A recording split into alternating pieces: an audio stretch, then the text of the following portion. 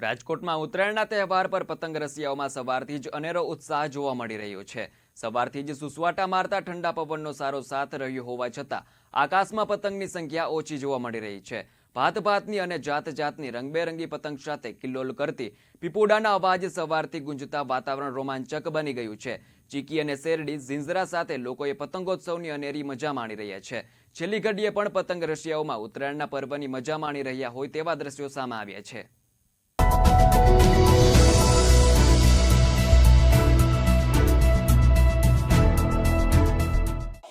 રંગીલા રાજકોટના લોકો છે તે દરેક તહેવારનો છે તે ધામધૂમથી છે તે ઉજવણી કરતા હોય છે। આપણે દ્રશ્યો બતાવી રહ્યા છે કે ઉત્તરાયણનો પર્વ છે, હવે છેલ્લી ઘડી બાકી છે, ત્યારે છેલ્લી ઘડીએ પણ છે તે ઉત્તરાયણ ઉજવણી માટે છે તે લોકોમાં થનગનાટ પણ છે તે જોવા મળી રહ્યો છે। દ્રશ્યોમાં જોઈ શકાય છે કે પતંગ અને દોરી લઈને છે તે વહેલી સવારથી તે છત ઉપર છે તે આ લોકો છે તે ચડી ગયા હતા। દ્રશ્યોમાં જોઈ શકાય છે કે મોટેરાથી લઈને બાળકો સુધીના જે કહી શકાય કે લોકો છે તે હાલ જોવા મળી રહ્યા છે। આપણી સાથે મહિલા છે તેમની સાથે વાત કરીશું। ખાસ કરીને બેન, આજે ઉત્તરાયણનો પર્વ છે, કેવી લાગણી ને કેવી ખુશી? આજે અમને બહુ જ મજા આવી, કારણ કે આટલા દિવસથી રજા મળી। ઓમ તો બધા ખુદના સ્ટડીઝમાં બધે બિઝી હોય, પણ આજના આ ઉત્તરાયણના ફેસ્ટિવલના દિવસે અમે બધા ભેગા થયા, પેરેન્ટ્સ સાથે ટાઈમ સ્પેન્ડ કરવાનો અમને મોકો મળ્યો છે અને એની અમને બહુ જ વધારે ખુશી છે। ફ્રેન્ડ્સ સાથે, ફેમિલી સાથે ગરબા રમ્યા, આટલું બધું સરસ સરસ જમવાનું, બધું બહુ મજા આવી। અને રંગીલા રાજકોટમાં આ પતંગ ઉડાડવાનો જે ફેસ્ટિવલ છે એનો તો કંઈ વાત જ ન કરી શકાય, બહુ જ મજા આવી।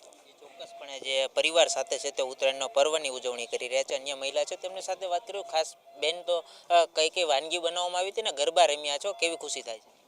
ગરબા રમવાની પણ બહુ મજા આવી, ખુશી થઈ, બધા સાથે ગરબા રમ્યા, છોકરાઓ સાથે, ઘરના સાથે, બધા સાથે। અને વાનગી બનાવી પણ ઊંધિયું ગરમ ગરમ, રોટલી, ઓળો, રોટલા, અડદિયા, ચીકી, મમરાના લાડુ, એ પણ સવારથી બધાએ તૈયારી કરીને બહુ ફેમિલી સાથે અગાસી ઉપર જમવાની પણ બહુ મોજ આવી, પતંગ ચગાવવાની પણ મોજ આવી।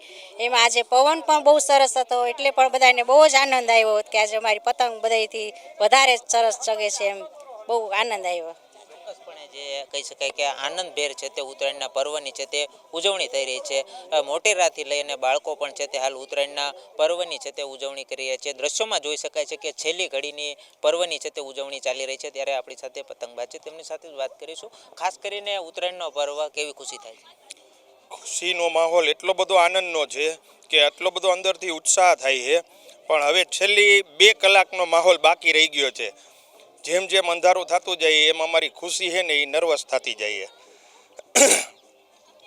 બાકી તો સવારથી લઈને આજે બધા વહેલા સવારે જાગી ગયા હતા, બધી તૈયારી કરી।